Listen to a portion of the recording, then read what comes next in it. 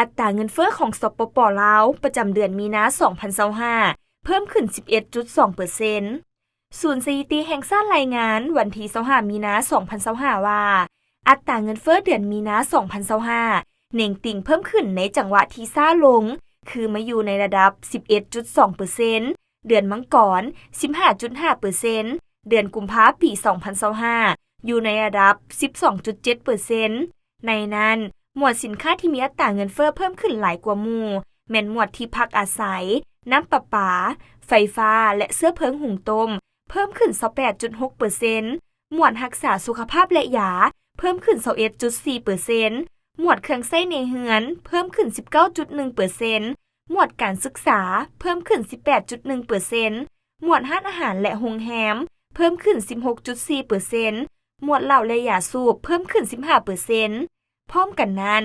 เมื่อสังเกตการเปลี่ยนแปลงของราคาเดือนมีนาปี2025เทียบกับเดือนกุมภาพันธ์ปี2025เห็นว่าราคาลดลงเล็กน้อยจากเดือนผ่านมาอยู่ในระดับ -0.1% ในนั้นหมวดสินค้าที่ลดลงมีหมวดเสบียงอาหารและเครื่องดื่มที่บ่มีท่านเหล้าลดลง -0.9% พ้นเด่นแม่นราคาผักสดลดลง -5.6%ป๋า -1.3% หมักไม้ -1% หมวดคมนาคมและการขนส่งลดลง -0.9% พ้นเด่นแม่นราคาน้ำมันเสื้อไฟลดลง 5.7% พาหนะขนส่ง -0.4% หมวดไปรษณีย์โทรคมนาคมและการสื่อสาร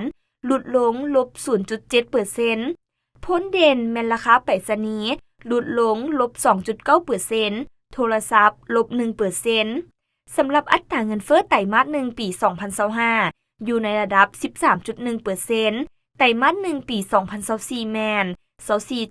24.9% ในนั้นหมวดที่เพิ่มขึ้นสูงกว่าหมู่แม่นหมวดที่พักอาศัยน้ำประปาไฟฟ้าและเสื้อเพิงหุงต้มเพิ่มขึ้น 25.1% พ้นเด่นแม่นราคาไฟฟ้าหินแห่ทรายไม้แปรรูปหมวดรักษาสุขภาพและยาเพิ่มขึ้น 22.5% พ้นเด่นแม่นราคายาการบริการคนเจ็บภายนอกและการบริการจากโรงหมอเอกชนหมวดเครื่องใช้ในเรือนเพิ่มขึ้น 20.5% พ้นเด่นแม่นราคาเครื่องใช้ในเรือนประจำวันเครื่องใช้ในครัวเรือนเครื่องเฟอร์นิเจอร์หมวดการศึกษาเพิ่มขึ้น 20.4% พ้นเด่นแม่นราคาค่าเทอมเรียนเครื่องแบบนักเรียนค่าเรียนเพิ่มหมวดร้านอาหารและโรงแรมเพิ่มขึ้น 18.5% พ้นเด่นแม่นราคาอาหารสุกเส้นข้าวผัดปิ้งป๋าข้าวเปียกเฝอ